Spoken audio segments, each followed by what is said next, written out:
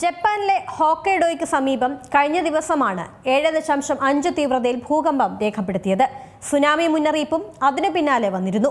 എന്നാൽ ആ ആശങ്കകൾക്ക് പിന്നാലെ അപൂർവമായൊരു മുന്നറിയിപ്പ് പുറപ്പെടുവിച്ചിരിക്കുകയാണ്. മെഗാ ക്വേക്ക് സംഭവിക്കുമെന്നാണ് പ്രവചനം. അതായത് വൻ ഭൂകമ്പം എന്നാണ് മെഗാ ക്വേക്ക് അർത്ഥമാക്കുന്നത്. നിലവിൽ സംഭവിച്ച ഭൂകമ്പത്തിലെ നാശനഷ്ടങ്ങൾ പരിമിതമായിരുന്നെങ്കിലും മറ്റൊരു വലിയ ഭൂകമ്പത്തിനുള്ള സാധ്യതയാണ് വർദ്ധിച്ചത്. 2011 20,000 പേരുടെ മരണത്തിനിടയാക്കിയ ഫുകുഷിമ ആണവ ദുരന്തത്തിന്റെ തുടക്കം ഒരു വലിയ ഭൂകമ്പമായിരുന്നു.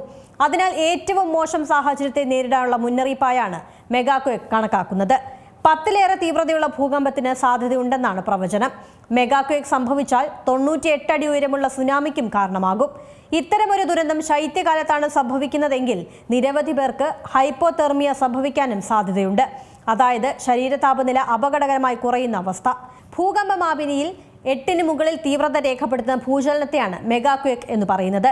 ഇത്തരം വിനാശകരമായ ഭൂകമ്പങ്ങൾ സംഭവിക്കുന്നത് വളരെ ചുരുക്കമാണ്. എന്നാൽ വലിയ സുനാമികൾക്ക് ഇത് കാരണമാകും. ജപ്പാനിലെ നാൻകായ് ട്രെഞ്ച് മെഗാ ക്വേക്ക് സംഭവിക്കാൻ സാധ്യതയുള്ള മേഖലയാണ്. മെഗാ ക്വേക്കിനെ തുടർന്ന് ടെക്ടോണിക് പ്ലേറ്റുകൾക്കിടയിൽ സമ്മർദ്ദം സംഭവിക്കുകയും ശക്തിയേറിയ ഭൂകമ്പത്തിന് കാരണമാവുകയും ചെയ്യും. 1960-ലെ ചില്ലി ഭൂകമ്പവും 64-ലെ അലാസ്ക ഭൂകമ്പവും മെഗാ ക്വേക്കുകൾക്ക് ഉദാഹരണമാണ്.